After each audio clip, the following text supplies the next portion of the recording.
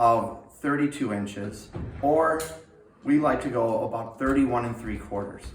So understanding that our full wall is 52 inches and our rough opening is going to be just about 32 inches, we're going to want this door to be centered. So that means we're going to go in 10 inches from each side approximately to figure out where we put our door. So we're going to start by marking out 10 inches on our 2x4s. Again, we're going to take our speed square and we're going to mark that on both plates at the same time, making sure those plates are flush.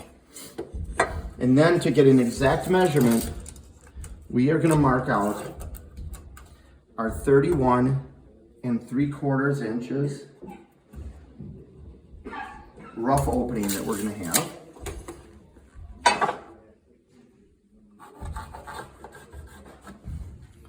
So what we've done so far is just marked where our rough opening for the door is going to go.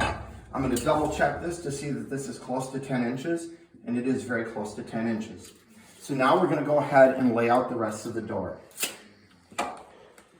What we do is we always have studs on the end, and what we have when we're building a wall that has a door in it is we're going to have 2 studs supporting that door on each side. So we're going to make a mark at 1.5 inches and a mark at 3 inches so that we have space for 2 2x4s here.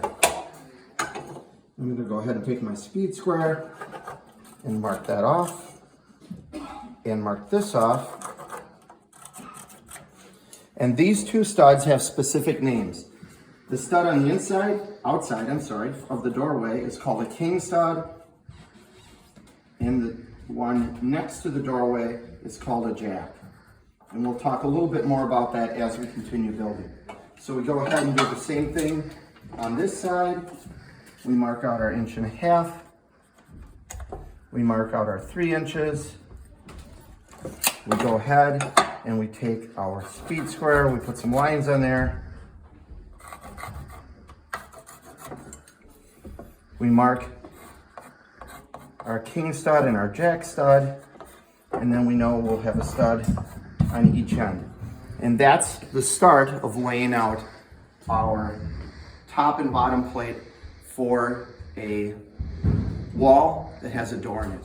Okay, what we're going to do now is we're going to go ahead, we've laid our floor plate and our top plate out. We're going to go ahead and get the measurements as we have in the past for our vertical 2x4s, and it's a little bit under 86. And this side is a little over 86. So because we're about 1/4 inch off, we'll cut 2 of our studs at one length and 2 of our studs at the other length, and then we can go ahead and place the wall on the floor and go ahead and put it together. Now that we've put our wall together on the floor, what we're going to go ahead and do is we're going to put our jack studs in. The jack studs act kind of like shoulders to hold up the header for the door.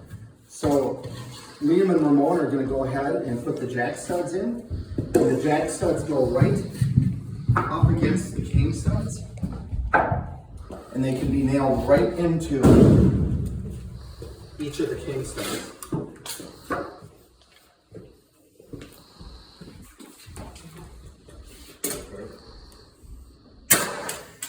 Good.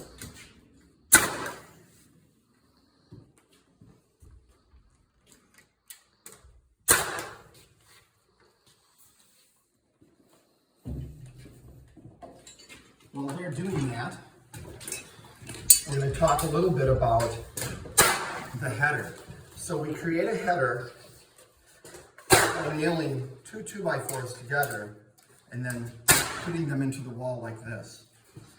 Because this wall is only going to be drywalled on the outside of the wall, we can use our header just like this because it's going to be a little off on the inside. If we were finishing both the inside and the outside of the wall, we'd have to cut a 1/2 inch piece of OSB or plywood and sandwich that in between. Because it's not finished in the closet, we're going to be able to go ahead and put the header together. When we put the header together, we have to make sure that our 2x4s are perfectly aligned. And we go ahead and shoot some nails into it. I like to nail from each side. Just adds to the strength a little bit. Then we're going to go ahead and place our header on top of our jacks, and we can nail into the header through the king studs. This wall we're going to be putting straight up, so we want to make sure that the header is actually flush with the bottom part of the studs. So we make sure that that's down. Go ahead and pop a couple nails in there, making sure this is down. And we're ready to go ahead and put the wall up. So we can simply stand our wall up, slide our base in.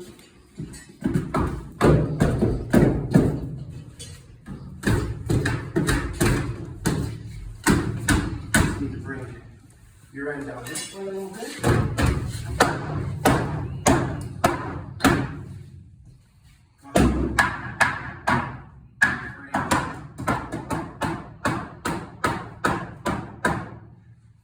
Over there.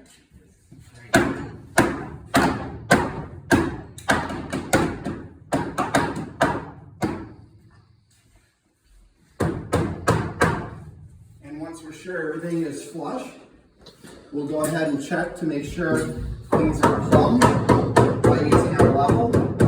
But this wall should be fine since we've already checked to make sure that the front of our other two receiving walls are plumb. And we basically have our completed wall that will receive a door. One thing to note, when we built our wall, we kept the base plate all the way on. So we're gonna have to go, once we get this all attached, we're gonna have to go ahead and cut that out and remove that. You could also build the wall with two small sections, but because those sections were so small, we decided to do it this way. What we've done is we've gone ahead and placed our wall in. We've nailed it off.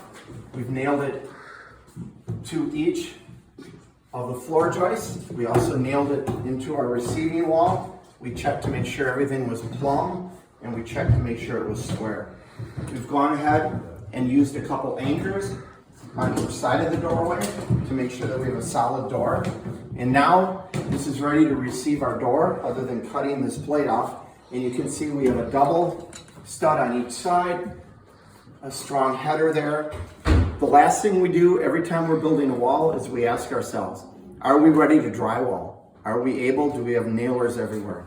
So I'm going to go ahead and look, and I see that I have a nailer in this corner and I have a nailer in this corner. My outside corners, of course, are good. We'll go over to this side, and what I'll notice right away over on this side is I still need a nailer here, or there's nothing that we can attach the drywall to. So we went ahead and we cut a nailer already.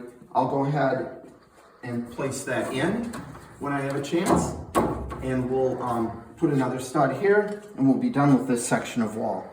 The last thing that we like to do is we like to go ahead with a marker on the floor and mark all of our nailing spots. These are pretty obvious because it's a corner and it's next to the door, but we also do that in larger areas, and we put a little crow's foot right to the center of the stud, and we always do that for the entire room.